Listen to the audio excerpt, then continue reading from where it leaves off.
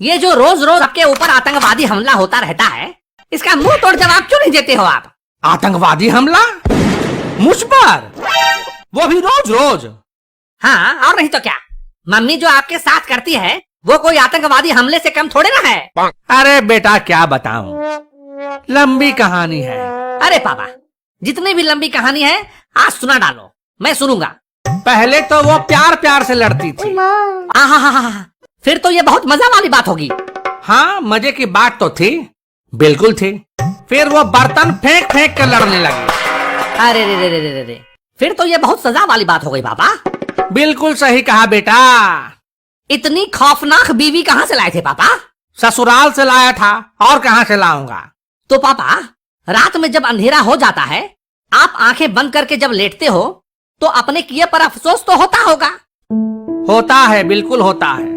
रात के अंधेरे में क्या, दिन के उजाले में भी अफसोस होता है बेटे। काश कि अगर कुछ दिन और रुक जाता तो मेरी शादी मेरी साली यानी कि तेरी मौसी से होती। आहा, तेरी मौसी वो कितनी सुशील है, सुंदर है, लेकिन तुम्हारे नाना ने धोखा दे दिया। बुढ़े ने घी वाली इमरती दिखाकर जिलेबी थमा दी, वो भी डालडा वाली। मतलब दिल आपका मौसी पे आया था, पर बिल मम्मी के नाम का फटा। जो भी समझ लो। तो भी कोई फायदा नहीं होता पापा। मम्मी के आतंकवादी हमले से आप फिर भी नहीं बच पाते हैं? वो कैसे भला? वो मैंने कल ही मम्मी को मौसी से फोन पर बात करते हुए सुना था। क्या सुना था? मम्मी मौसी को बोल रही थी कि अगर तेरा हस्बैंड तेरी बात नहीं मान रहा है तो उसकी आंखों में मिर्ची झोंक दिया कर। रोता चिल्लाता भगवान को याद करते हुए तेरे पास आएगा। मैंने तो अपने पति के नाक में सड़सी घुसेड़ दिया था। क्या? अब वो दोनों इस तरह की बातें क्या करती हैं? तो बात नहीं करेगी तो और क्या करेगी? मोबाइल में जब अनलिमिटेड कॉलिंग फ्री है तो अपनी बहन से ही बात करके अपना दिल हल्का करेगी ना। अरे इसे दिल हल्का करना थोड़े ना कहते हैं, इसे चुगली करना कहते हैं। मुझे तो लगा कि इसे कान भरना कहते हैं। अरे नहीं बेटा, इसे कान भरना नहीं कहते हैं, इसे चुगली करना कहते हैं। चुगली चुगली में दो लोग एक दूसरे से तीसरे आदमी की शिकायत बतियाया करते हैं। अच्छा, तो आपको क्या लगता है वो दो बहनें आपस में बात करती हैं तो किसकी चुगली करती होंगी? अपने अपने पति की चुगली करती होंगी, और क्या करेंगी। इंडिया पाकिस्तान शांति वार्ता का प्रस्ताव थोड़े ना पास करेंगी। पापा, आपको तो बहुत पता है, आप तो त्रिकालदर्शी मालूम पड़ते हैं। इसमें ना ही कोई शक की गुंजाइश है और ना ही कोई संदेह कि वो किसी की चुगली नहीं करती हैं। वैसे भी तुम्हारी मम्मी के पास काम ही क्या है?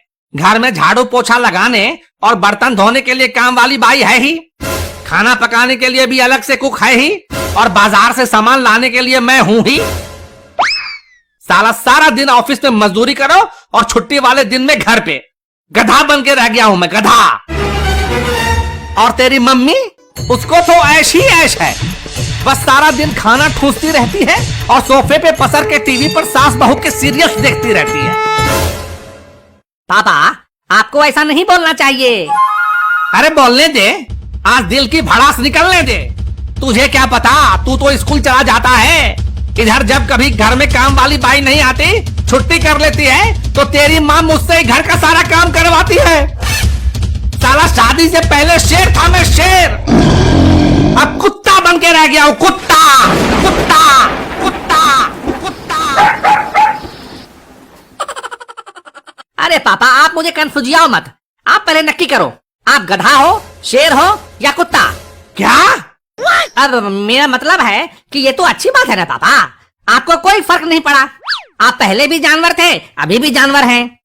अरे कभी कभी तो जी में आता है कि तेरी मम्मी की चुटिया पकड़कर खूब धुलाई करो उसकी, और उसके बाप का टेटुआ दबा दो, टेटुआ। बुढ़े ने शादी के वक्त कहा था कि मेरी बेटी शर्मीली स्वभाव की है, खूब सुशील है, शांत है, संस्कारी है। झूठा कहीं का, फुलझड़ी के नाम पर आइटम बम थमा गया मुझे। शांत पापा, शांत। दीवारों के भी कान होते हैं, कहीं मम्मी ने सुन लिया तो?